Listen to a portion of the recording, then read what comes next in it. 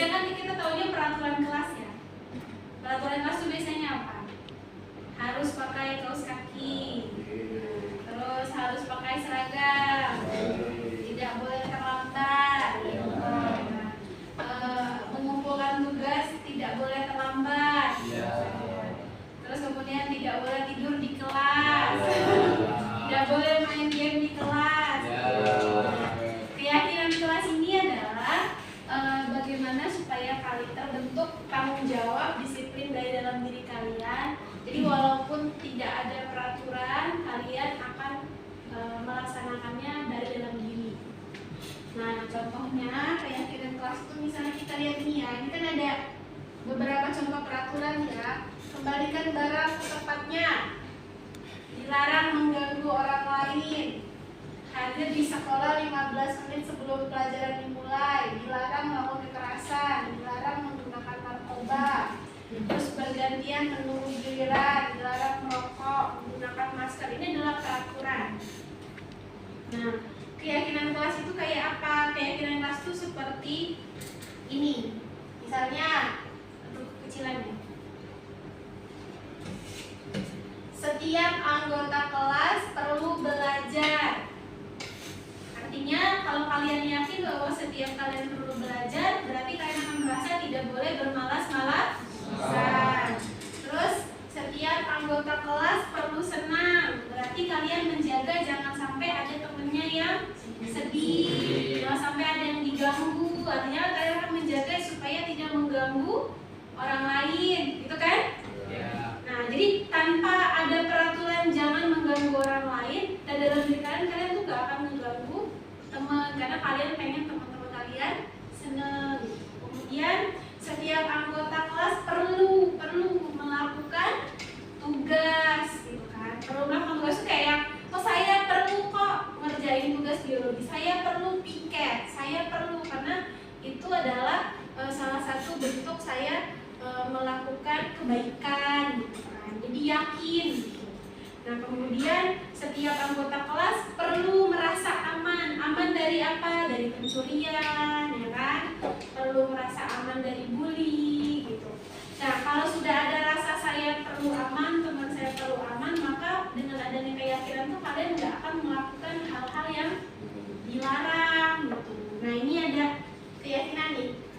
Hormat. Kami meyakini bahwa sangat penting untuk menghormati semua orang dan barang milik orang lain. Berarti nggak usah ada peraturan dilarang mencuri, misalnya dilarang meminjam sandal orang teman lain. Misalkan yang darahnya saya bilang sandal ya, dilarang meminjam sandal teman.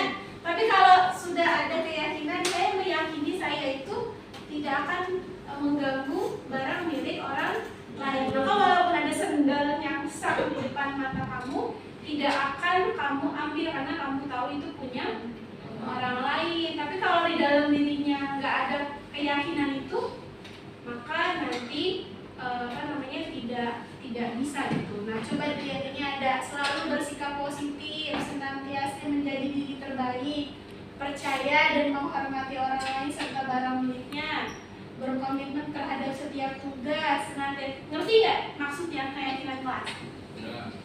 Nah, hari ini kita mau buat yang seperti ini. Nah, jadi Umi akan kirimin ya ke kalian. Nah, nanti kita akan bikin seperti ini. Ya, jadi kalian mau keyakinan kelas kalian seperti apa? Jadi kita bisa bebas ya. Kelas 11B itu ingin keyakinan kelasnya apa? Kita bikin 5 aja ya. 5 keyakinan kelas ya.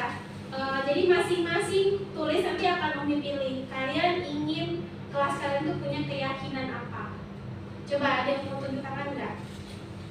Iya, ada. Keyakinan kelas ya? Iya. Itu bebas ya? Bebas. Jangan lupa bayar uang kas. Kalau jangan lupa bayar uang kas masih peraturan apa keyakinan? Peraturan. Nah, gimana cara ngerubahnya menjadi keyakinan? Mari bayar uang kas. Mari bayar uang kas. Coba kita balik lagi ke contohnya ini. Contohnya, Kok setiap anggota Setiap anggota kelas perlu membayar uang Oh kas. ya, setiap anggota kelas perlu membayar uang kas. Coba ada yang catat, sekretaris kelas. Keyakinan kelas IPS 1. Apalagi, ayo, raise your hand. Itu ada nomor 1 ya. Setiap anggota kelas perlu membayar uang kas. Satu. Jadi kalau semuanya punya keyakinan ini, maka tidak ada lagi yang harus dipaksa. Karena berkeyakinan kan. Ada lagi, Dava? Gimana? Ayo Dodi. Semua anggota kelas perlu piket saat jam. Nah, semua anggota kelas perlu piket sesuai jadwal. sesuai jadwal. Ada 2. Ketua perlu makan. Semua anggota kelas perlu makan. Bisa cari yang lain dulu. Setiap anggota kelas perlu menjaga kerapihan diri dan kelas ya. Ya, kerapihan diri dan kelas. Gimana nak? Cepetan enggak?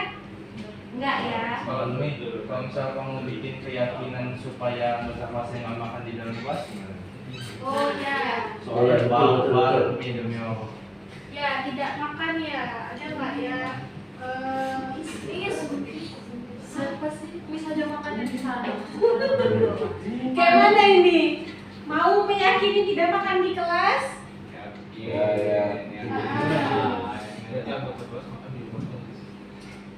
Ini berarti setiap anggota kelas berkomitmen. Berkomitmen untuk tidak makan di kelas. Sudah 4. Ayo, ini dijalankan ya nanti ya. Udah ada Ini yang dibikin komit keyakinannya yang lagi melonjak di kelas ini Miss. Contohnya kayak uang kas tadi makan di kelas. Ya, jadi pas ya. Jadi ini semoga bisa diyakini oleh semuanya. Ya kita yang terakhir, yang kelima dulu, nggak usah banyak-banyak dulu yang kelima. Ya, yang kelima apa? Jamaah. Pakai kata-kata gak? Tekan jamaah gak? Jamaah. Berjamaah. Pakai kata-kata tentang jamaah. Sholat berjamaah. Setiap anggota kelas wajib sholat berjamaah. Berkomitmen sholat berjamaah di masjid. Nah, berkomitmen untuk selalu sholat berjamaah di masjid. Oke, Masya Allah. Coba di-share nak, di-share screen. Di-share screen ya. Kita sudah dapat keyakinan kelas kita. Wajib itu. Iya. Ya enggak rezeki. Jadi kita ada 2 komitmen ya. Ada 2 komitmen. Yang pertama tidak makan di kelas dan sholat berjamaah. Itu. Kalian semua adalah laki-laki, calon imam keluarga di masa depan. Berarti kata-kata dan komitmennya dipegang. Ya, gimana nak? Bisa di-share screen?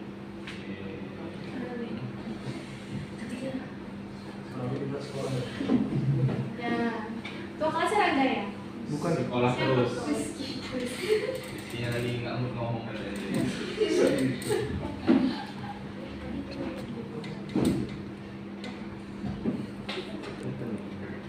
Oke, agak dibesarin ya? Nggak di zoom, bisa di zoom.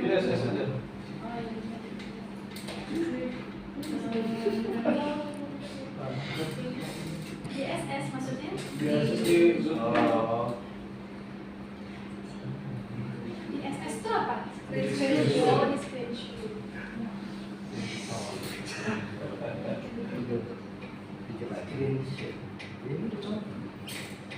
Sudah bisa?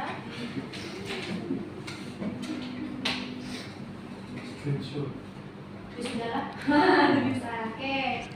Ini ya hasil dari kita membuat keyakinan kelas. Yang pertama adalah setiap anggota kelas perlu membayar uang kas. Di mana? Kemudian yang kedua, setiap anggota kelas perlu piket saat jam pulang sekolah. Sesuai dengan jadwalnya. Setuju? Ya, setuju. Yang ketiga, setiap anggota kelas perlu menjaga kerapihan diri dan kelas. Gimana? Setuju. Kemudian setiap anggota kelas berkomitmen untuk tidak makan di kelas. Oke, yang terakhir adalah setiap anggota kelas selalu berkomitmen untuk sholat berjamaah di masjid. Oke, give applause tolong mas. Baik, sekian untuk pembuatan kegiatan mas ya. Terima kasih.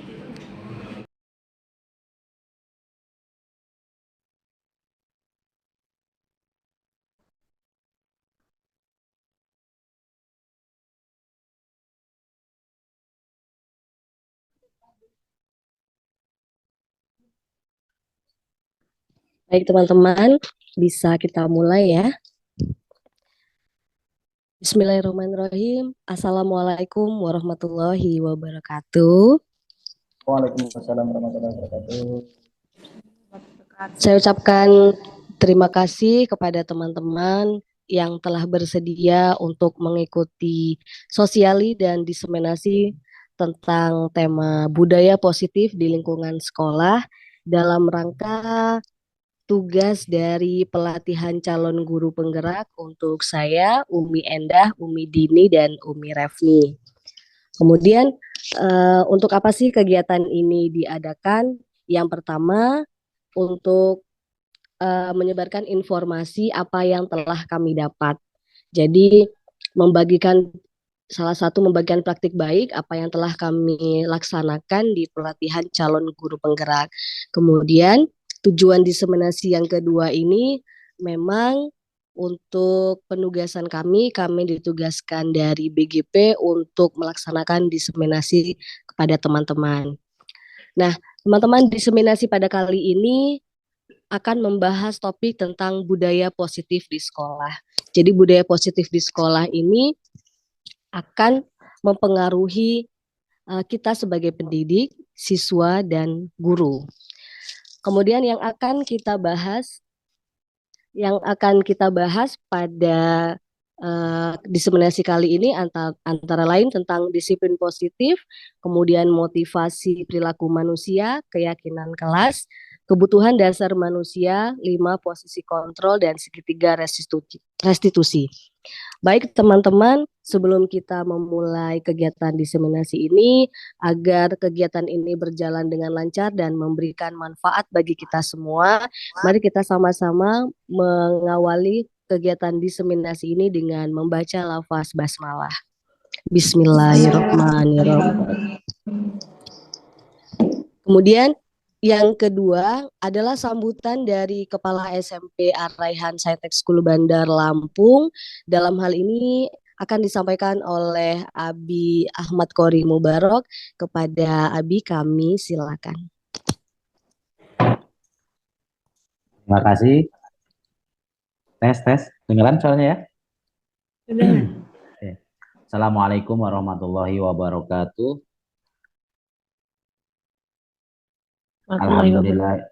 Alhamdulillah nasta'inu wa ala umuri dunya waddin. Sholatu wassalamu ala asyrafil anbiya'i wal mursalin sayyidina wa maulana Muhammadin wa la haula wa la quwata illa billahil aliyyil azim.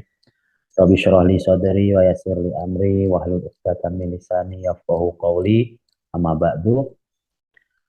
Puji syukur kepada Allah Subhanahu wa taala, Tuhan semesta alam, di siang yang sangat cerah ini kita dapat berkumpul walaupun melalui daring dalam rangka kegiatan sosialisasi budaya positif di lingkungan sekolah. Alhamdulillah kegiatan ini juga bagian daripada kegiatan calon guru penggerak dengan peserta dari sekolah kita ini. Alhamdulillah cukup banyak ini pesertanya. Kemudian sholawat beriringi salam semoga selalu tercurah kepada junjungan kita Nabi Agung Muhammad Shallallahu Alaihi Wasallam. Semoga kita diakui sebagai umatnya yang nantinya akan mendapatkan syafaatnya di yaumil qiyamah. Amin amin ya rabbal alamin. Bapak Ibu calon guru penggerak yang luar biasa ini, kami ucapkan selamat kepada Bapak Ibu yang telah melakukan kegiatan ini dengan yang sudah dimulai dari pekan kapan itu sudah kita laksanakan di sekolah. Alhamdulillah dalam melalui daring. Kami dari pihak sekolah merasa bangga dengan keikutsertaan Bapak Ibu semuanya atau Abi Umi sekalian terkait dengan kegiatan ini. Mudah-mudahan kegiatan ini bisa menjadi awal yang baik dan pastinya akan membawa dampak yang positif juga untuk sekolah kita. Dengan kegiatan ini, Bapak Ibunya nanti akan mendapatkan ilmu-ilmu yang sangat banyak, akan mendapatkan pengalaman-pengalaman di luar. Sharing-sharing pengalamannya pun tidak hanya di saja, tapi bisa mungkin tingkat kabupaten atau kota, provinsi, bahkan nasional. Mudah-mudahan melalui kegiatan yang sangat luar biasa ini, Abi Umi atau Bapak Ibu sekalian ini mendapatkan banyak sekali pengetahuan, pengalamannya yang insya Allah dapat mendapatkan nilai positif untuk kemajuan daripada sekolah kami ini atau sekolah kita ini tercinta. Jadi selamat melaksanakan kegiatan ini, semoga mendapatkan hasil yang memuaskan. Doa dari kami adalah semoga kegiatan ini mendapatkan ridho daripada Allah Subhanahu wa Ta'ala. Amin, amin ya Robbal 'Alamin. Mungkin ini yang bisa saya sampaikan, kurang dan lebihnya mohon maaf. Billahi taufik wal hidayah. Assalamualaikum warahmatullahi wabarakatuh. Waalaikumsalam warahmatullahi wabarakatuh. Terima kasih atas sambutan yang telah diberikan oleh Abi Kori, dan kami berempat CGP Angkatan 9 ini sangat bersyukur dan sangat berterima kasih atas dukungan dari sekolah, dan mudah-mudahan apa yang kami dapatkan di pelatihan calon guru penggerak di Angkatan 9 ini bisa bermanfaat bagi diri kami, peserta didik, dan tentunya untuk sekolah. Baik, rekan-rekan, selanjutnya adalah pemaparan tentang topik budaya positif. Ada 6 hal yang akan kami sampaikan di sini, dan kami akan menyampaikan per materi. Materi yang pertama tentang disiplin positif dan nilai-nilai kebajikan universal akan disampaikan oleh Umi Refni. Kepada Umi Refni, saya silakan.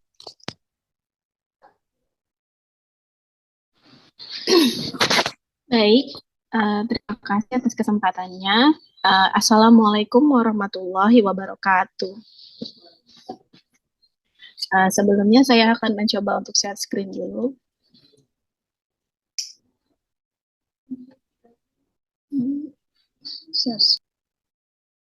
Akan lagi ya, yang akan mengisi adalah Ibu Endah Nurul Novianti, saya Refni Putri, Ibu Dini Novitasari, dan Ibu Vicky Yuli Astuti. Oke, sebelum kita mulai, untuk para audiens, ada pertanyaan pemantik. Setuju atau tidak setuju? Jika 1, hukuman dapat mendisiplinkan anak. 2, pemberian hukuman dengan hal positif seperti membaca.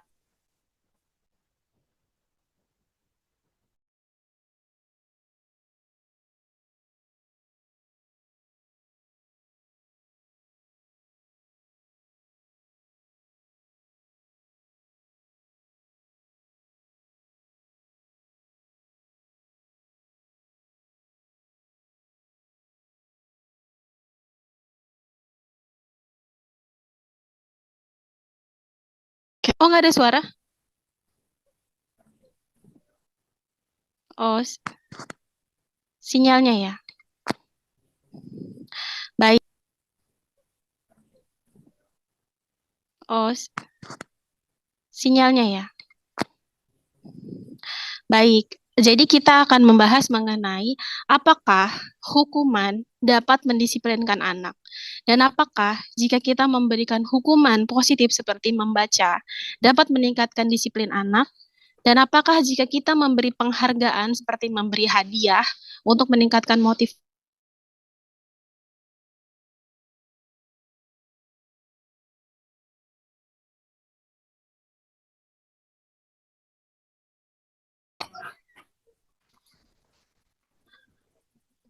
Kenapa, Novi?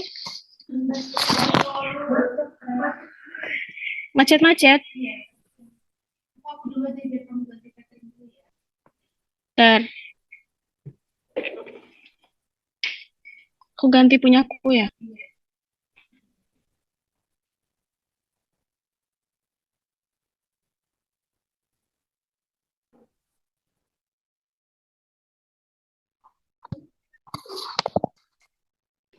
Ini direkam gak sih? Ulang dari awal. Oke, boleh lanjut Bu Refni. Saya ulang dari awal ya.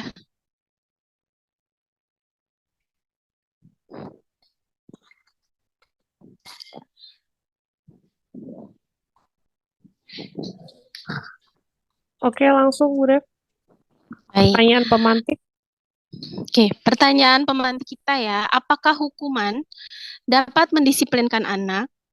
Apakah pemberian hukuman dengan hal positif seperti membaca atau membersihkan halaman sekolah dapat meningkatkan disiplin anak? Atau apakah pemberian penghargaan dapat meningkatkan motivasi belajar anak?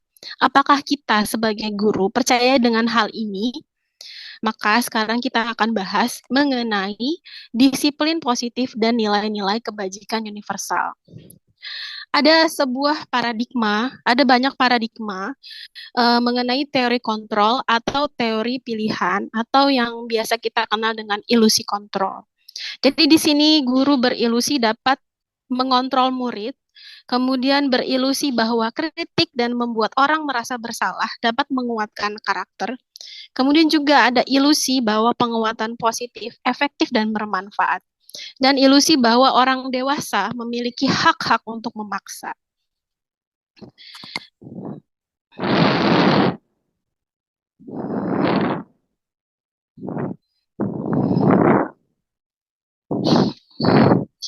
Jadi, apakah makna disiplin? Disiplin berasal dari bahasa Latin disciplina, yang artinya belajar. Makna asal dari kata ini berkonotasi dengan disiplin diri dari murid-murid Sokrates dan Plato.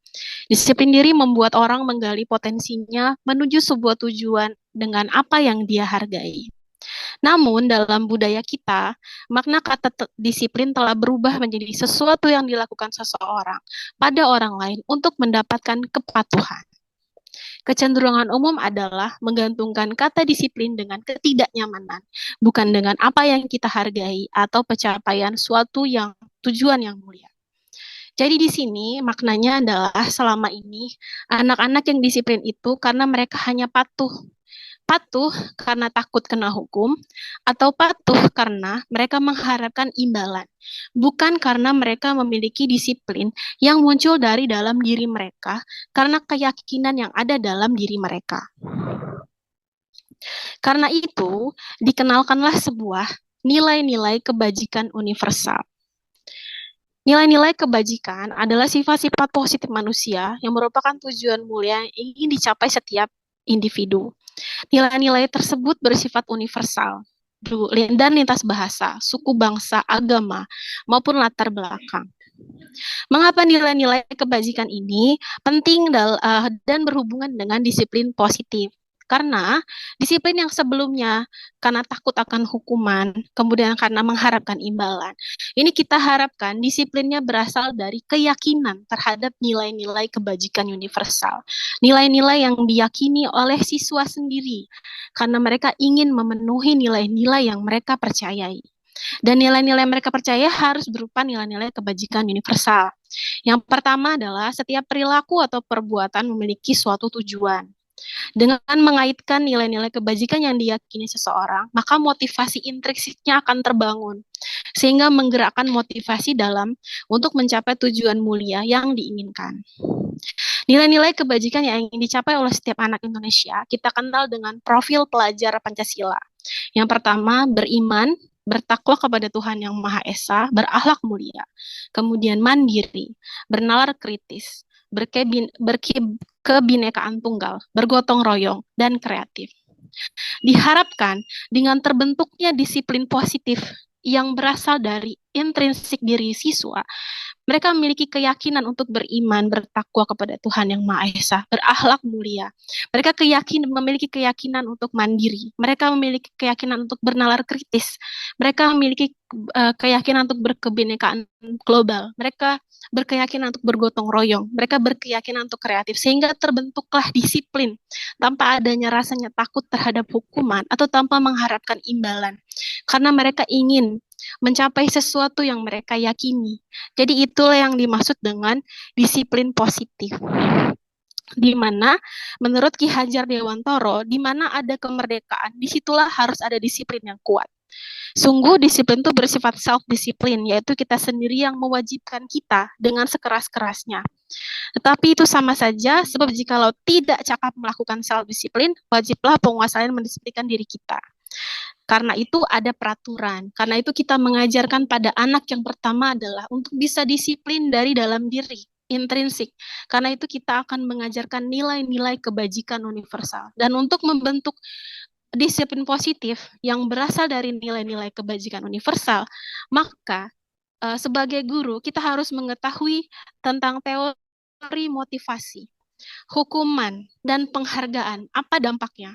Kemudian untuk memunculkan disiplin diri positif diri pada siswa, kita juga harus mempelajari mengenai apa itu restitusi, yang akan setelah ini dijelaskan oleh rekan kami yang bernama Ibu Vicky Yuli Astuti. Benar ya? Teori motivasi siapa? Oh, yang setelah ini akan disampaikan oleh Ibu Dini. Demikian penjelasan saya mengenai disiplin positif. Terima kasih atas perhatiannya. Wassalamualaikum warahmatullahi wabarakatuh. Waalaikumsalam warahmatullahi wabarakatuh. Terima kasih kepada Umi Refni atas pemaparan tentang disiplin positif dan nilai-nilai kebajikan universal. Materi yang kedua terkait dengan teori motivasi, hukuman, dan penghargaan serta segitiga restitusi akan disampaikan oleh Ibu Dini. Kepada Umi Dini, kami silakan.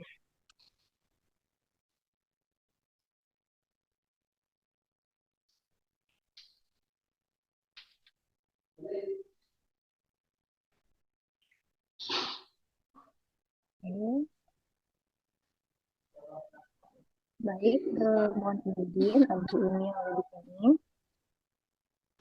Pada Umi Refni mungkin bisa di stop share-nya. Ya.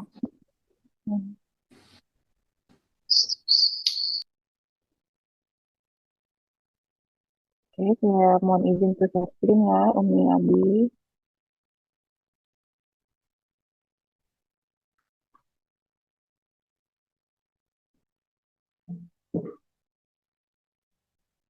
Baik, sudah terlihat ya.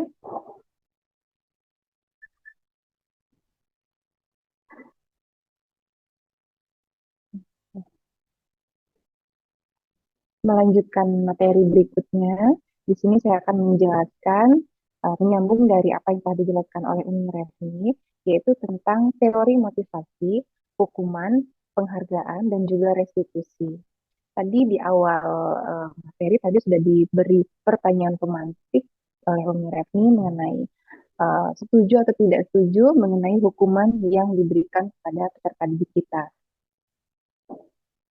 Nah, di sini sebenarnya diawali dengan teori motivasi perilaku manusia, terdiri dari dua, yaitu ada motivasi yang sifatnya eksternal dan juga berasal dari internal. Yang sifatnya eksternal itu biasanya perilaku manusia itu cenderung untuk menghindari ketidaknyamanan atau hukuman, dan juga bisa untuk mendapatkan imbalan dari orang lain atau institusi. Dan sedangkan untuk motivasi internal itu biasanya untuk menghargai diri sendiri.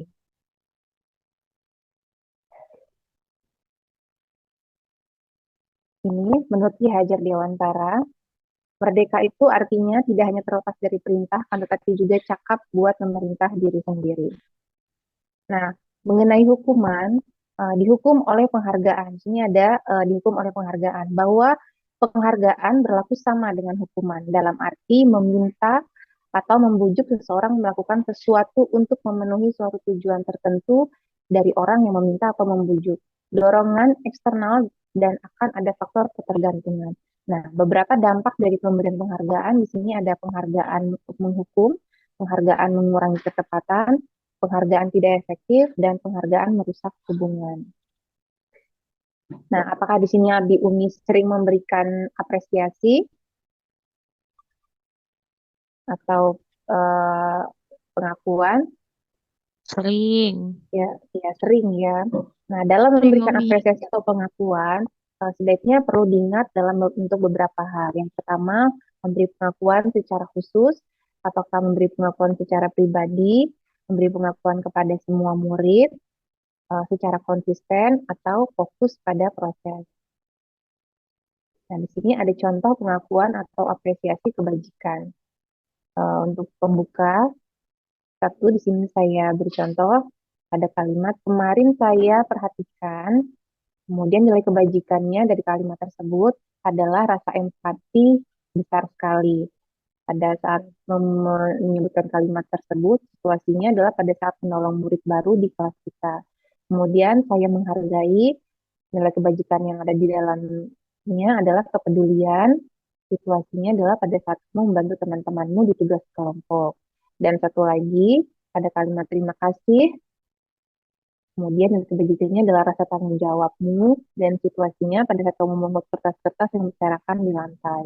Nah, coba Bapak Ibu, Abi Umi bisa dilihat di sini ada beberapa tindakan yang mungkin dari beberapa tindakan ini salah satunya pernah kita lakukan kepada murid kita atau peserta didik kita. Nah, kita berpikir kembali apakah itu hukuman atau konsekuensi yang kita berikan kepada peserta didik kita. Misalnya nih yang pertama, mencatat 100 kali di dalam buku kalimat, saya tidak akan terlambat lagi karena terlambat ke sekolah. Abi Umi pernah ada yang memperlakukan muridnya seperti ini? Tidak, Umi. Tidak ya. Nah, ini adalah sebuah pengingat juga karena saya dulu juga pernah seperti ini melakukan ada beberapa tindakan yang pernah saya lakukan dalam beberapa tindakan di sini. Dan setelah saya mengenal materi ini, ya saya jadi paham apa itu dimaksud dengan hukuman atau konsekuensi. Misalnya di sini ada tindakan guru meminta murid untuk mencatat 100 kali di dalam kalimat. Dengan kalimat saya tidak akan terlambat lagi karena terlambat sekolah. Nah, ternyata yang kita lakukan kepada murid kita itu adalah sifatnya hukuman, bukan konsekuensi. Kemudian ada lagi guru meminta peserta didik untuk lari mengelilingi lapangan basket 2 kali karena terlambat hadir di sekolah. Dan itu merupakan hukuman. Kemudian murid diminta untuk push up 15 kali karena tidak menggunakan masker ke sekolah. Itu pun sifatnya adalah hukuman. Dan yang bersifat konsekuensi di sini contohnya adalah misal seorang guru meminta muridnya kepada murid yang telah melanggar untuk menggantikan kertas tugas teman yang telah dicoret-coret. Nah, ini adalah salah satu bentuk contoh konsekuensi. Jadi tidak berupa hukuman ya. Kemudian ada lagi konsekuensi lain adalah membersihkan tumpahan air di meja tulis karena tersenggol pada saat belajar. Kemudian ada lagi yang sifatnya konsekuensi lari mengelilingi lapangan basket 2 kali karena terlambat 10 menit untuk pelajaran PJOK. Itu. Nah, dari beberapa tindakan itu, di sini kita bisa melihat apa sih perbedaannya hukuman dengan konsekuensi. Mungkin Abi Umi ada yang bertanya-tanya, ya apa sih bedanya hukuman dan konsekuensi tersebut? Nah, misalnya di sini hukuman, di sini sudah saya buatkan tabel, yang sebelah kiri ada hukuman, yang sebelah kanan ada konsekuensi. Bahwasanya kalau yang hukuman itu sesuatu yang sifatnya menyakitkan itu harus terjadi, jadi ada paksaan gitu ya. Kemudian konsekuensi tidak harus sesuatu yang harus terjadi tapi tidak memaksa.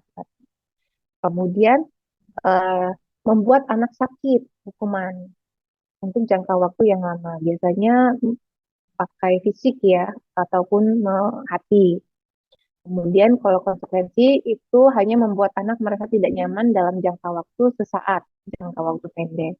Kemudian kalau hukuman itu membuat anak membenci akan kedisiplinan. Sedangkan untuk konsekuensi itu anak akan lebih menghargai apa arti disiplin.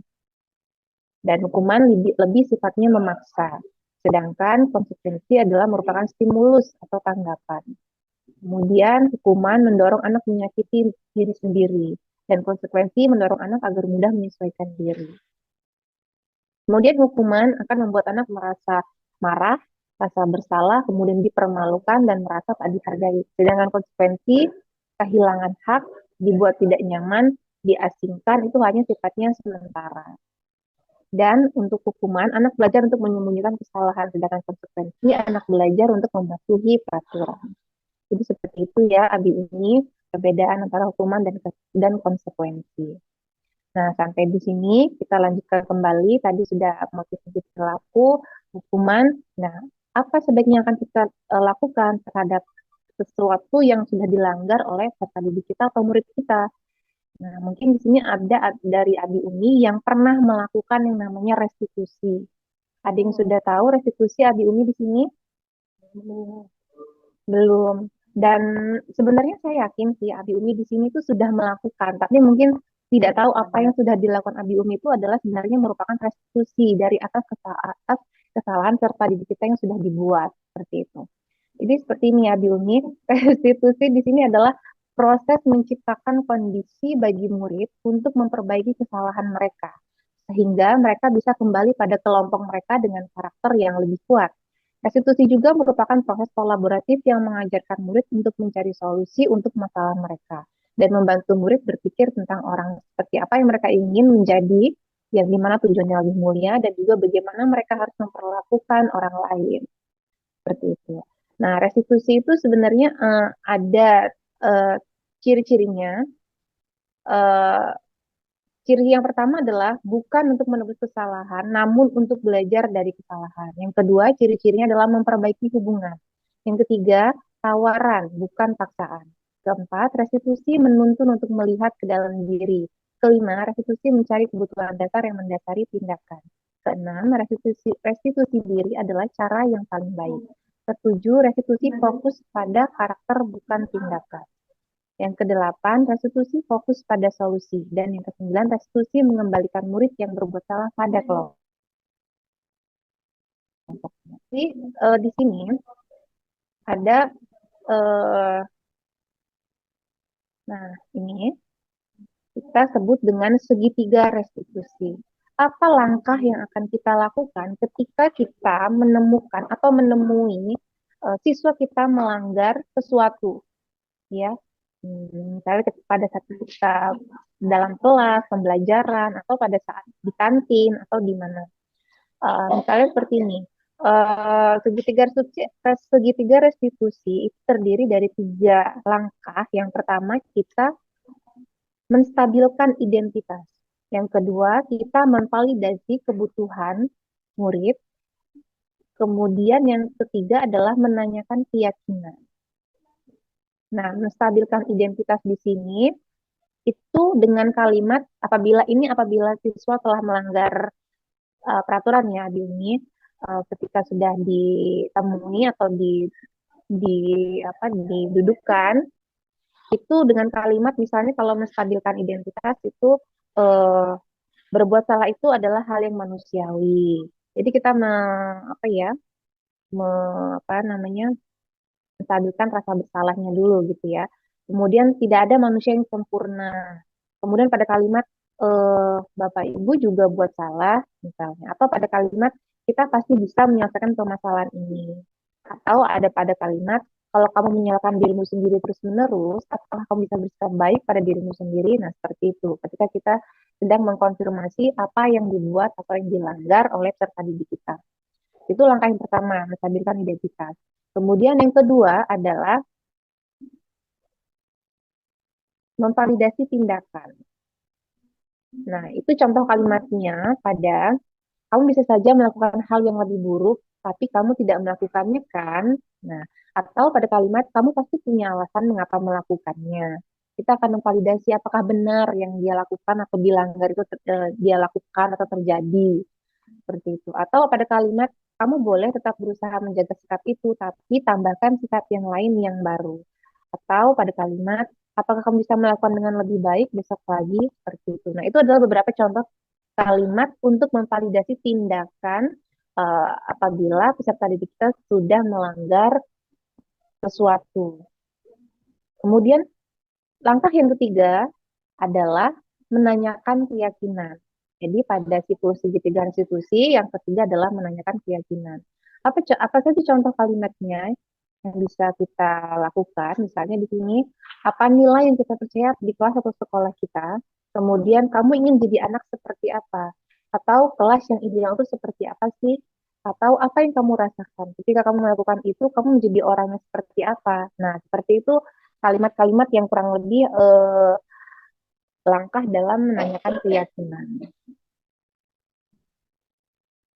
Nah, sebenarnya ada contoh video untuk segitiga restitusi, tapi karena memang keterbatasan di sini, jadi nanti bisa saya kasih linknya saja ya, Abi Umi, untuk melihat contoh real dari tindakan segitiga restitusi. Sampai di sini, bagaimana Abi Umi? Saya rasa ini langsung dilanjutkan untuk ke materi berikutnya, yaitu yang akan disampaikan oleh Umi Endah Nurul Novianti. Baik, terima kasih kepada Umi Dini telah menyampaikan tentang teori motivasi, hukuman, penghargaan, dan segitiga restitusi. Kalau kita lihat bahwa ternyata apa yang disampaikan Umi Refni dan disampaikan Umi Dini saling berkaitan. Artinya dengan motivasi internal, peserta didik itu bisa menerapkan disiplin positif yang di dalam dirinya akan mengandung nilai-nilai kebajikan universal. Baik, Abi Umi, pemaparan selanjutnya akan disampaikan oleh Umi Endah Nurul Novianti terkait keyakinan kelas. Kepada Umi Endah, kami persilakan. Oke, baik. Terima kasih atas kesempatannya dari Ibu Vicky. Mohon izin Ibu Dini sekalian dengan PPT-nya.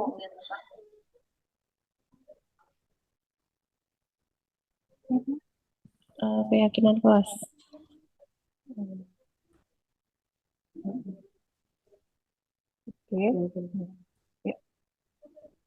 Oke, baik. Langsung saja, Bismillahirrahmanirrahim. Assalamualaikum warahmatullahi wabarakatuh. Izin melanjutkan pemaparan dari kedua rekan saya yang sebelumnya. Nah, ini sebenarnya adalah melanjutkan dari materi yang tadi disampaikan oleh Ibu Dini.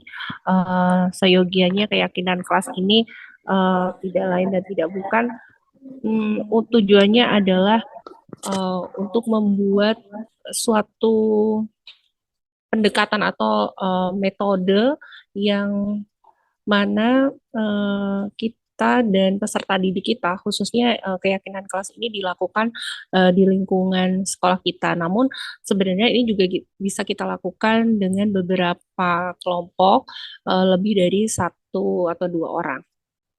Oke, baik, langsung. Ini, oke. Keyakinan kelas, mengapa tidak peraturan saja? Mengapa harus keyakinan kelas? Nah, ini ada beberapa ilustrasi ya. Mengapa kita memiliki peraturan harus menggunakan helm bila mengendarai kendaraan roda 2? Seperti itu ya, Abi Umi ya. Kemudian yang kedua, mengapa kita memiliki peraturan 3M, yaitu menggunakan masker, mencuci tangan, dan menjaga jarak 1,5 meter pada saat terjadi COVID beberapa bulan yang lalu ya. Kemudian yang ketiga, mengapa kita memiliki peraturan harus datang tepat waktu pada saat mengikuti pelatihan atau pada saat kita bekerja di sebuah instansi. Hal-hal demikian pastinya sering kita dengar di keseharian kita ya. Kemudian untuk mendukung motivasi intrinsik atau motivasi yang terlahir dari diri kita sendiri, artinya tanpa ada unsur paksaan, kembali ke nilai-nilai keyakinan, lebih menggerakkan seseorang dibandingkan mengikuti serangkaian peraturan. Jadi harapannya keyakinan kelas ini bisa terwujud setelah adanya peraturan. Jadi ketika kita mendengar suatu kata peraturan gitu ya, Abi Umi, kita di sebuah instansi kan pasti ada peraturan ya. Peraturan itu eh, mengikat salah satu pihak. Sedangkan kalau ini perbandingan ya, sedangkan keyakinan kelas itu ini adalah kesepakatan yang dilakukan secara bersama-sama dan dilakukan eh, untuk dilakukan disepakati bersama dan dilakukan secara bersama-sama. Oke, lanjut Umi Dini. Baik, ini ada bagan sederhana sebenarnya. Eh, jadi keyakinan kelas ini sebenarnya ada di poin kedua setelah adanya peraturan. Coba saya uraikan sedikit, Abi Umi. Di awal kita menyampaikan peraturan kelas. Di setiap kelas pasti ada yang namanya aturan. Tidak boleh membuang sampah sembarangan, tidak boleh berkata kotor, tidak boleh menyumputkan sandal kemarin ya. Saya waktu praktek di kelas, salah satu kelas, dan lain sebagainya. Nah, hadirnya peraturan kelas ini kemudian anak-anak cenderung malah melanggar sepertinya gitu ya. Terlihatnya anak-anak ini malah justru sering melanggar karena kata-kata tadi ya, peraturan kelas khususnya cenderung dengan menggunakan serangkaian kalimat negatif atau jangan membuang sampah sembarangan, jangan berkata-kata kasar dan lain sebagainya. Nah, ke bagian yang hijau ini harapannya kita membuat suatu kalimat-kalimat positif di keyakinan kelas. Di keyakinan kelas ini adalah suatu bentuk kesepakatan yang dilakukan antara guru dengan siswa, yang mana kalimat-kalimat ini muncul karena adanya peraturan kelas tadi yang sebelumnya. Tapi dalam keyakinan kelas ini konotasinya kalimatnya diubah menjadi kalimat-kalimat positif. Contohnya seperti ini, Abi Umi. Tadi ada 2 contoh yang saya sampaikan. Tidak boleh membuang sampah sembarangan. Maka keyakinan kelas yang kita buat dengan peserta didik kita adalah membuang sampah pada tempatnya. Kemudian yang kedua tadi misalnya tidak boleh berkata-kata kasar. Dan kemudian kita buat dalam keyakinan kelas adalah berkata baik dan sopan. Seperti itu contohnya. Jadi peraturan yang awalnya menggunakan kalimat-kalimat negatif, kita ubah dalam keyakinan kelas ini dengan bentuk kalimat yang lebih positif. Seperti itu harapannya supaya hal-hal yang dilakukan pun oleh peserta didik ini cenderung positif. Seperti itu. Nah, keyakinan kelas ini dibuat bersama dengan guru. Artinya, contohnya yang saya sudah lakukan dengan beberapa teman CGP lainnya, kita membuat keyakinan kelas di salah satu kelas, kemudian kita membuat kesepakatan, nggak terlalu banyak, maksimal kita waktu itu 5 keyakinan kelas, di mana keyakinan kelas itu tercipta dari aturan-aturan yang ada di kelas tersebut, seperti itu. Nah, kemudian anak-anak kami minta untuk membuat perbandingan antara peraturan yang ada di kelas dan juga keyakinan kelas yang akan kita buat. Setelah itu keyakinan kelas kita ambil untuk beberapa prosentase tertinggi yang sering dilakukan pelanggaran yang ada di kelas tersebut untuk dijadikan suatu kesepakatan bersama. Artinya ini memunculkan kesadaran diri serta motivasi positif supaya peserta didik itu tidak melakukan hal-hal yang negatif yang terjadi di kelas tersebut. Nah, dari poin keyakinan kelas kita lanjut ke bagian yang lebih besar lagi, warna kuning, yaitu lingkungan positif. Nah, harapannya setelah ada aturan, kemudian berkembang menjadi keyakinan kelas, kita lanjut pada lingkungan yang positif.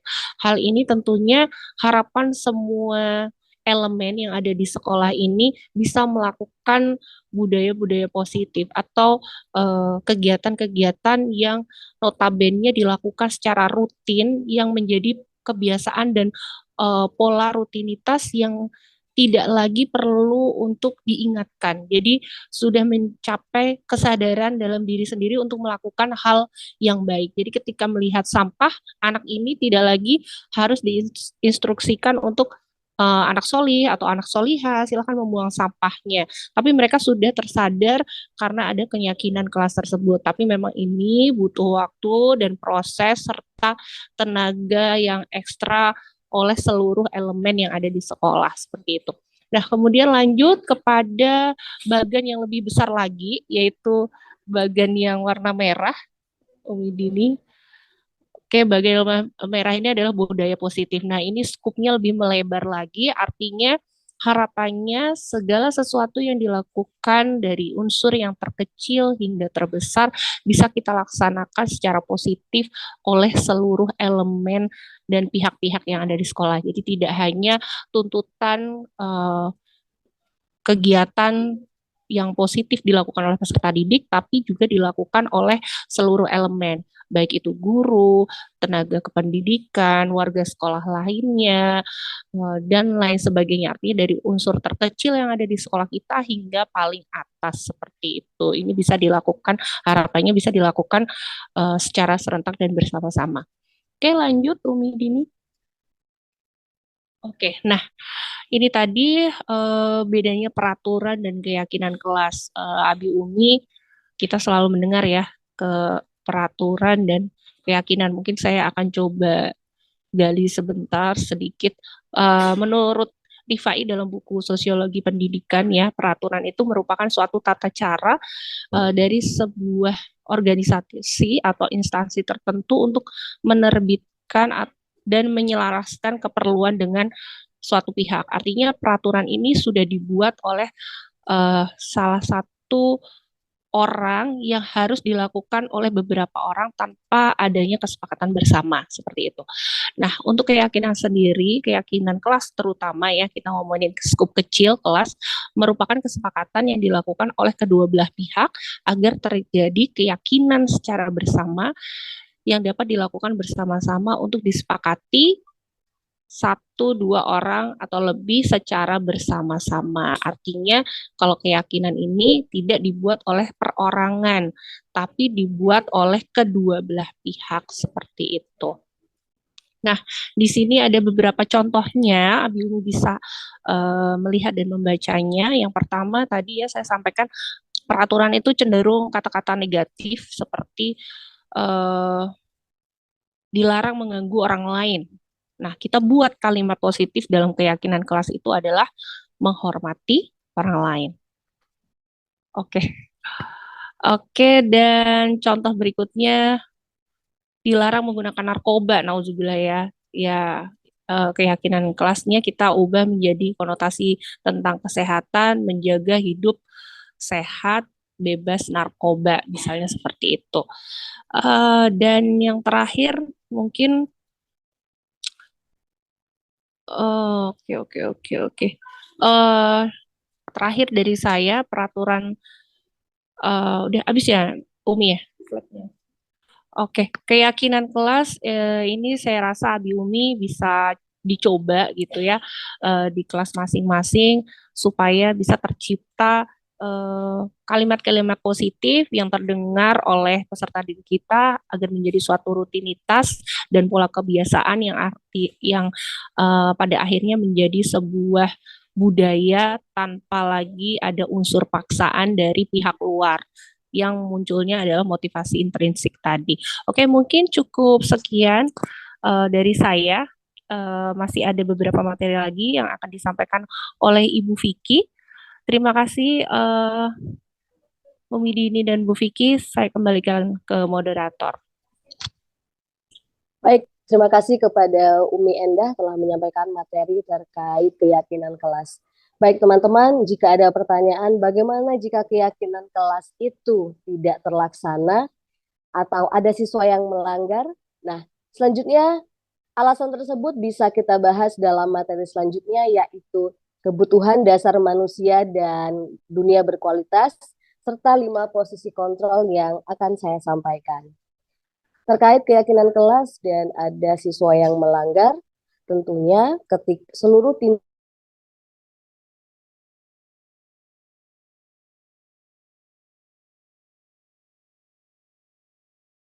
tentunya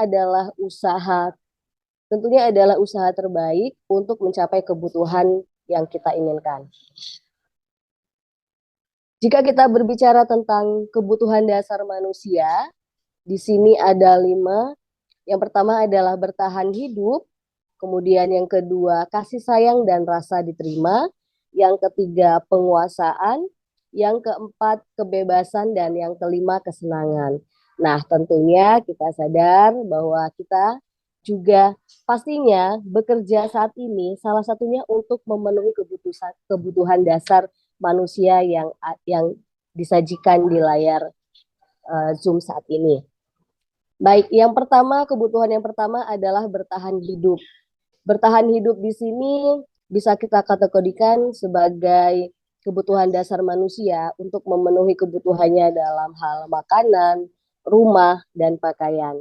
Dan itu yang juga kita sebagai pendidik saat ini pun sedang menjalankan atau mengusahakan kebutuhan yang pertama ini. Kemudian kedua adalah kasih sayang dan rasa diterima. Nah, ini terkait dengan kebutuhan psikologi. Mungkin di dalam dunia kerja, kebutuhan dasar manusia ini bisa kita usahakan untuk mencari teman, rekan kerja, koneksi sosial. Mungkin kalau di rumah keluarga, ataupun di luar sekolah bisa kita mencari rekan dari komunitas. Kemudian yang ketiga adalah kebebasan. Pada hakikatnya manusia itu bisa terikat dalam jangka waktu yang pendek. Ada efek samping jika kita kebebasan ini diikat terlalu lama atau jangka panjang, tentunya kebutuhan dasar ini akan tidak terpenuhi. Salah satu kebebasan yang bisa kita lihat dalam kehidupan sehari-hari adalah mencoba hal baru. Maka dari itu, kalau dalam bahasa Indonesia, ada pernyataan yang menyatakan bahwa ketika kita melarang siswa, jangan menggunakan kata jangan.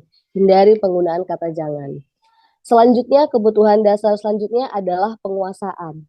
Nah, penguasaan di sini, baik kita sebagai orang dewasa maupun anak-anak, terkait dengan kebutuhan pengakuan atas kemampuan atau kompetensi yang kita miliki.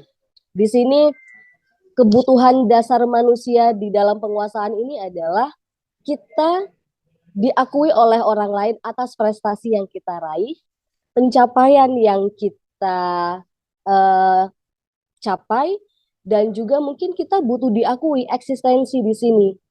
Atau bisa juga sebagai pimpinan kita perlu dihormati. Itu salah satu bentuk kebutuhan dasar manusia dari sisi penguasaan. Dan yang kelima adalah kebutuhan dasar manusia yaitu kesenangan. Kesenangan di sini kebutuhan untuk merasa senang, nyaman, bahagia. Mungkin kalau di lingkungan anak-anak juga butuh bermain. Nah, lalu bagaimana ketika seseorang itu melanggar sebuah tindakannya termasuk hal yang melanggar. Jadi ketika seseorang itu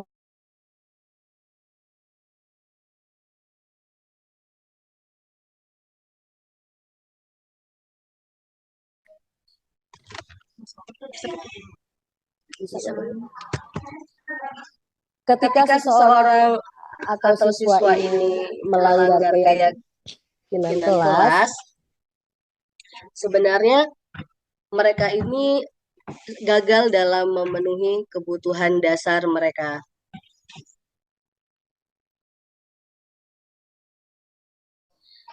Lalu teman-teman, kalau berbicara kebutuhan dasar ini, apa sih manfaat kita sebagai pendidik mempelajari kebutuhan dasar manusia ini? Salah satu manfaatnya adalah ketika ada murid melanggar, bagaimana cara kita mengatasi anak dengan materi yang sudah disampaikan oleh Umi Dini, yaitu segitiga restitusi. Jadi memang semua materi ini saling berkaitan satu dengan yang lain. Kemudian kebutuhan dasar manusia ini, belajar materi ini agar kita dapat mengidentifikasi. Kita sebagai pendidik bisa mengidentifikasi diri kita sendiri. Mulai dari diri, baru kita bisa mengidentifikasi kebutuhan dasar apa yang dimiliki oleh siswa kita, sehingga ketika ada siswa yang melanggar, kita bisa menjalankan segitiga restitusi dan menjalankan serta mencari solusi bagaimana memenuhi kebutuhan siswa dengan cara yang positif.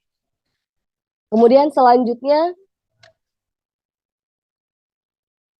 adalah eksplorasi tentang materi 5 posisi kontrol. Ini juga ada kaitannya dengan materi-materi sebelumnya. Dalam topik ini yang dibahas tentang 5 posisi kontrol adalah 1. Posisi penghukum, 2. Posisi pembuat merasa bersalah, yang ketiga posisi teman, yang keempat posisi sebagai pemantau, dan yang kelima posisi sebagai manajer. Nah, teman-teman, kira-kira kalau dalam implementasi di sekolah, di kelas, kita sering menggunakan yang mana nih? Tentunya semua posisi ini pasti sudah kita jalani. Tentunya seiring berjalannya waktu, kita bisa mengubah cara kita memposisikan diri sebagai guru untuk mengontrol tindakan-tindakan anak-anak. Kemudian posisi penghukum di sini ada kesepakatan antara guru dan peserta didik tentang keyakinan kelas yang disepakati. Biasanya posisi guru sebagai penghukum di sini menyakiti fisik ataupun secara verbal. Mungkin kalau fisik untuk guru zaman sekarang sudah minimum ya, artinya apa yang kita sampaikan secara verbal itu juga bisa mempengaruhi keyakinan yang ada dalam diri siswa. Kemudian pembuat rasa bersalah. Ini biasanya peserta pendidik yang menggunakan posisi pembuat rasa bersalah menggunakan kalimat-kalimat yang memelas, kemudian yang tentunya akan menyudutkan siswa ini bahwa oh iya, saya bersalah, saya nggak berguna nih di sini, gitu. Dan yang ketiga adalah posisi teman. Nah, ternyata ketika kita tidak ada jarak di kelas antara guru dan siswa, itu juga akan mempengaruhi peserta didik. Jadi tidak selamanya belajar dengan teman, belajar dengan metode atau teknik sebagai teman itu baik. Ternyata ada hal-hal yang ada efek sampingnya. Kita teman, kita memberikan pembelajaran kepada siswa itu menyenangkan seperti teman, tapi kita bukan teman. Tetap ada batasan antara guru dan siswa. Kemudian pemantau. Pemantau di sini murid meletakkan guru peraturan dan hukum di dunia yang berkualitas. Artinya pemantau di sini masih memantau nih. Kira-kira kalau anak ini tidak menjalankan kesepakatan yang disepakati, akan dipantau terus. Nah, kedudukan tertinggi di dalam posisi kontrol ini yang mungkin seiring berjalannya waktu bisa kita praktikkan adalah sebagai manajer. Nah, manajer di sini ada kaitannya dengan keyakinan kelas, ada kaitannya dengan yang disampaikan Umi Dini, yaitu motivasi internal, yang akhirnya akan membentuk budaya dan disiplin positif yang sudah disampaikan Umi Refni. Jadi manajer di sini adalah bagaimana siswa itu memvalidasi bahwa oh iya saya salah, oh iya ini tidak benar. Lalu nanti dalam posisi kontrol sebagai manajer ini, kita sebagai pendidik akan menanyakan apa keyakinan yang kamu ketahui dan apa yang bisa kamu lakukan untuk memperbaiki kesalahan yang telah siswa buat. Nah, ini akan berlaku dan berjalan di segitiga restitusi. Jadi pemaparan yang saya sampaikan ini ada kaitannya 5 posisi kontrol ini dengan budaya positif, dengan disiplin positif, keyakinan kelas, dan motivasi internal. Jadi diharapkan dengan menerapkan posisi kontrol dalam sisi manajer, kita bisa menguatkan motivasi internal anak, motivasi dari dalam, sehingga dalam menyampaikan keyakinan kelas, anak itu tidak ada paksaan dan budaya positif yang ada di sekolah bisa terlaksana. Baik teman-teman, itu tadi pemaparan materi tentang budaya positif yang telah kami sampaikan dari Umi Refni, Umi Endah, Umi Nini, dan saya, Umi Vicky. Terakhir ditutup dengan materi posisi kontrol. Jika ada hal-hal yang mungkin teman-teman masih bingung atau ada hal yang ingin ditanyakan, kami akan membuka sesi tanya jawab. Kepada teman-teman, kami silakan.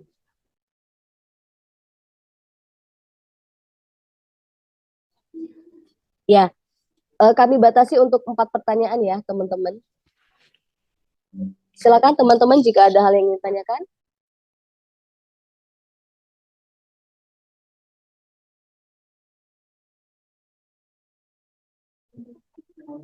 Umi izin bertanya.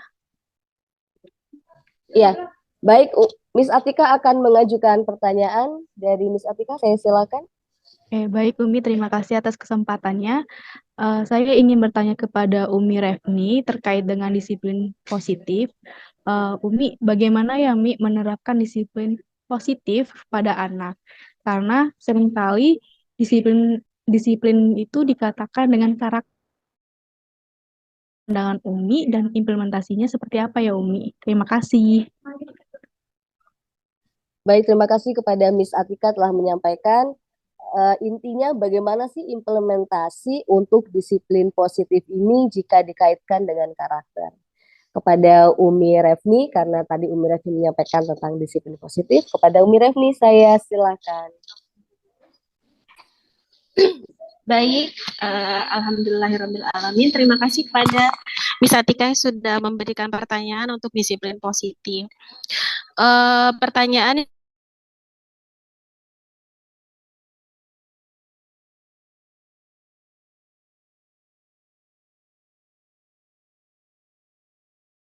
bagaimana penerapan budaya positif itu harus melalui pemahaman mengenai disiplin positif, kemudian setelah itu ada motivasi, kemudian setelah itu ada keyakinan kelas, kemudian setelah itu ada segi kebutuhan dasar manusia, kemudian posisi kontrol dan segitiga restitusi. Memang untuk mencapai kebutuhan disiplin positif kita harus melakukan kesemuanya. Ya, jadi disesuaikan dengan karakter anak, artinya sebelum kita menerapkan budaya disiplin positif, kita harus pertama seperti disampaikan oleh Ibu Vicky, yang pertama kita harus mempelajari posisi kontrol kita. Sebaiknya memang posisi kontrol terbaik adalah sebagai posisi kontrol manager. Jadi di posisi ini kita berusaha untuk menggali apa sih kebutuhan dasar dari anak. Tadi ada 5 kebutuhan dasar ya. Kebutuhan bertahan hidup, kebutuhan diterima, kebutuhan kesenangan, kebutuhan kebebasan. Itu sebagai posisi manajer guru itu harus paham. Jadi setelah kita tahu bahwa anak itu kebutuhannya apa, kemudian kita sudah mengetahui dia itu ketika semua kebutuhan itu sudah dipenuhi, maka kita akan masuk ke proses pembentukan motivasi. Ya, jadi setelah kita memotivasi seperti yang dibahas oleh um, uh, Umi Dini tadi, Ibu Dini tadi, maka kita akan masuk kemudian ke pembuatan keyakinan. Jadi seperti yang saya jelaskan, untuk menerapkan disiplin positif kita harus menanamkan nilai-nilai kebajikan kepada anak. Nah, untuk menanamkan nilai-nilai kebajikan ini, guru bisa sebagai posisi manajer membuat keyakinan kelas bersama, seperti yang dijelaskan Umi Novi tadi, bagaimana kita menanamkan sebuah keyakinan di dalam dirinya supaya dia nanti akhirnya akan secara alami saya ingin seperti itu gitu. Saya ingin menjadi anak yang tidak telat masuk sekolah. Atau saya ingin menjadi anak yang aktif tidak tidur di sekolah. Itu akan menjadi keyakinan dia tanpa takut adanya hukuman dan tanpa takut adanya dan tanpa mengharapkan reward ya. Jadi dia benar-benar tulus gitu. Nah, setelah pembentukan keyakinan bersama atau keyakinan sendiri, barulah disiplin positif yang intrinsik akan muncul dengan sendirinya. Begitu. Jadi untuk bisa mewujudkan disiplin positif, kita harus menjalankan semua urutan rangkaian yang tadi sudah dijelaskan oleh teman-teman. Bagaimana Miss Atika? Demikianlah jawaban dari saya. Terima kasih. Baik Umi, terima kasih. Penjelasannya sangat jelas dan baik. Terima kasih.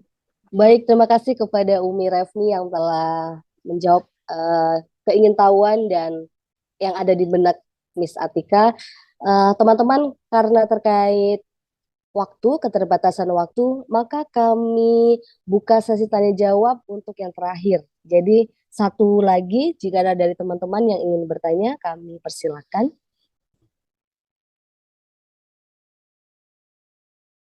Miss Putri, itu sudah tunjuk tangan. Baik, sepertinya Umi Putri ingin mengajukan pertanyaan. Silakan Umi Putri. Ya, baik. Terima kasih Umi atas kesempatan yang diberikan. Alhamdulillahirrahmanirrahim. Ini materinya sangat luar biasa, menginspirasi sekali ya Umi. Bagaimanakah, apakah hukuman itu eh, bisa efektif untuk menghadirkan keteraturan di sekolah atau di kelas? Ini ilmu baru buat saya dan sangat inspiratif sekali Umi. Nah, namun di sini saya ada ada satu pertanyaan gini ya. Eh, Tentang tadi keyakinan kelas yang disampaikan oleh Umi Endah. Eh, saya setuju sih kalau peraturan kelas itu mungkin apa namanya, kita ganti dengan keyakinan kelas supaya menumbuhkan rasa kesadaran bagi siswa ya Umi. Namun saya masih galau ini, kira-kira bagaimana ya cara mewujudkan sebuah keyakinan kelas yang efektif gitu, karena kan pasti ini tidak mudah ya untuk menumbuhkan keyakinan siswa tadi. Seperti itu. Mohon pencerahannya kepada umi-umi semua. Terima kasih. Terima kasih pertanyaannya dari Umi Putri. Pertanyaannya saya rangkum bagaimana mewujudkan sebuah keyakinan kelas yang efektif begitu. Karena ini tadi pembahasan dari Umi Endah, mungkin Umi Endah mempunyai tanggapan atau jawaban dari pertanyaan Umi Putri. Kepada Umi Endah saya silakan. Oke, terima kasih Umi Putri atas pertanyaannya bagaimana kita menumbuhkan keyakinan kelas dan keyakinan yang efektif, keyakinan kelas yang efektif seperti apa, seperti itu ya. Eh, Tentunya tidak mudah. Tadi saya bilang sampaikan ini tidak mudah. Kita butuh beberapa keterampilan, khususnya untuk guru sendiri harus ada keterampilan yang dimiliki oleh suatu guru supaya keyakinan ini bisa terbentuk dengan baik. Artinya ada strategi dan metode pendekatan yang kita lakukan kepada peserta didik kita untuk menciptakan keyakinan kelas ini sendiri. Yang pertama dan yang utama tadi ya, keterampilan yang kita miliki, skill, kemampuan kita dalam melakukan pendekatan. Nah, eh, contoh real yang sudah saya lakukan di kelas untuk menciptakan keyakinan kelas di salah satu kelas, di kelas 8B khususnya ya. Eh, Kelas 8B ini sangat aktif sekali anak-anaknya, cenderung sangat aktif dalam hal apa saja lah ya, gitu. Jadi ketika dalam proses pembelajaran, anak-anak ini cenderung melakukan hal-hal yang kadang-kadang tidak penting atau tidak harus dilakukan di momen proses pembelajaran. Nah, yang saya lakukan kemarin adalah saya memberikan beberapa ilustrasi-ilustrasi di mana kepedulian, rasa simpati dan empati antara peserta didik, antara guru yang saya timbulkan untuk mereka supaya peka ya, artinya dari hati ke hati dulu, di mana saya menyadarkan dulu bagaimana pentingnya kepedulian ini antar siswa satu sama lain, kemudian bagaimana menghargai dan menghormati antar sesama. Nah, seperti itu saya coba gali dulu perasaan-perasaan mereka, kemudian saya terapkan dulu bagaimana ketika kamu diperlakukan seperti ini, bagaimana perasaan kamu jika mengalami hal-hal yang tidak kamu sukai di dalam kelas ini seperti itu. Nah, dari situ setelah timbulnya kesadaran, nah setelah itu saya membuat bagan, waktu itu bagan satu saya tulis peraturan kelas dan satunya adalah keyakinan kelas. Di situ anak-anak saya minta untuk menuliskan apa yang terjadi selama di kelas, kebiasaan-kebiasaan buruk ya. Nah, mereka tuliskan di situ satu persatu. Nah, dari situ saya ajaklah mereka, saya bangun motivasi positif untuk mengarahkan kalimat ini menjadi kalimat positif. Yang tadi saya sampaikan dari yang di kelas tersebut sering ngomong kotor mi, kadang sering ngebully nama orang tua mi, seperti itu. Nah, diubah menjadi berkata baik dan sopan, seperti itu. Tapi nggak hanya sebatas kita melakukan keyakinan kelas itu dituliskan. Setelah dituliskan, kita sepakati bersama-sama kalau misalnya kita melakukan atau melanggar hal-hal yang disepakati ini, maka ada konsekuensi. tadi yang disampaikan oleh Umi Dini. Artinya kesepakatan ini sudah diciptakan, sudah disepakati bersama, keyakinan kelas sudah yakin antara guru dan siswa untuk dilaksanakan dengan baik. Ketika ada yang melanggar, maka akan ada konsekuensi seperti itu, baik itu guru maupun peserta didik. Nah, yang poin ketiga adalah kita sebagai guru harus menjadi role model, karena anak-anak itu kodratnya adalah mereka meniru apa yang mereka lihat dan apa yang mereka dengar seperti itu. Jadi kita harus sering mengingatkan tentang hal yang positif dan juga harus menjadi role model tokoh yang kalau bisa diidola-idolakan oleh peserta didik, dirindukan oleh peserta didik kedatangan kita seperti itu. Jadi itu yang ketiga, dan yang terakhir ya. Yang terakhir adalah butuh support system. Artinya kita nggak bisa menjalankan keyakinan kelas ini sendirian.